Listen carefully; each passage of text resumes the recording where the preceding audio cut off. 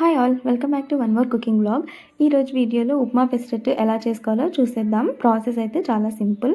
And last week కాక before week మన ఛానల్లో ఒక upma pesarattu short video post చేశానమాట. నా ఛానల్లో అయితే ఆ వీడియోకి హైయెస్ట్ వ్యూస్ అండ్ సబ్స్క్రైబర్స్ వచ్చారు. చాలా మంచిగా వ్యూస్ వచ్చాయి అనమాట ఆ వీడియోకి. సో అందుకని ఒకసారి ఇలా లాంగ్ వీడియో పోస్ట్ చేద్దామని చేస్తున్నాము.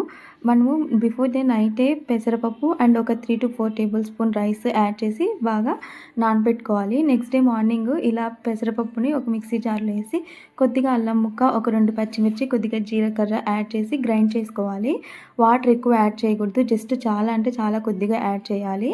ఇలా ఈ విధంగా కన్సిస్టెన్సీ వచ్చేలాగా గ్రైండ్ చేసి అందులోనే సాల్ట్ వేసి బాగా కలుపుకొని పక్కన పెట్టుకోవాలి. ఇప్పుడు ఉప్మా కోసం ఆయిల్ వేడైన తర్వాత జీలకర్ర, కొద్దిగా ఆవాలు, ఆనియన్, పచ్చిమిర్చి యాడ్ చేసి బాగా వేగనివ్వాలి. మనము ఉప్మాలోనే క్యారెట్ కూడా యాడ్ చేసుకోవచ్చు. జనరల్గా మనము ఉప్మాలో అయినా యాడ్ చేసుకోవచ్చు, లేకపోతే పెసరట్టు వేసుకునేటప్పుడు దాని మీద అయినా కూడా యాడ్ చేయొచ్చు. మా ఇంట్లో కిడ్స్ తినేరనేసి మేము ఉప్మాలో యాడ్ చేస్తామన్నమాట.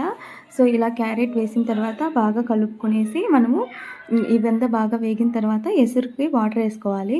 1 గ్లాస్కి 5 గ్లాసెస్ వాటర్ యాడ్ చేసుకోవాలి సూజీ రవ్వకి. ఎందుకంటే మనకి కొద్దిగా కన్సిస్టెన్సీ లూజ్గా ఉండాలి కాబట్టి పెసరట్టు కోసం.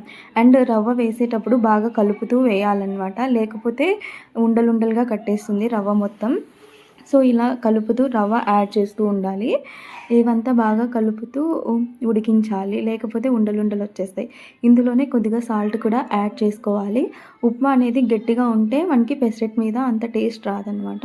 సో కన్సిస్టెన్సీ కొద్దిగా లూజ్గా ఈ విధంగా ఉండేలా చూసుకోవాలి. ఈ కన్సిస్టెన్సీ వచ్చిన తర్వాత స్టవ్ ఆఫ్ చేసి పక్కన పెట్టుకొని ఇప్పుడు స్టవ్ మీద దోశ ప్యాన్ పెట్టేసి ఇంకా మనం దోశలాగా పెసరట్టుని యాడ్ చేసుకోవడమే. పెసరట్టు వేసిన తర్వాత మనం దీనిపైకి ఆయిల్ ఆర్ ఘీ ఏమైనా అప్లై చేసుకోవచ్చు. జనరల్గా కొంతమంది వన్ సైడే కాలుస్తారు, బట్ బోత్ సైడ్స్ కాలిస్తే కొద్దిగా పచ్చివాసన రాకుండా పెసరట్టు టేస్టీగా ఉంటుంది.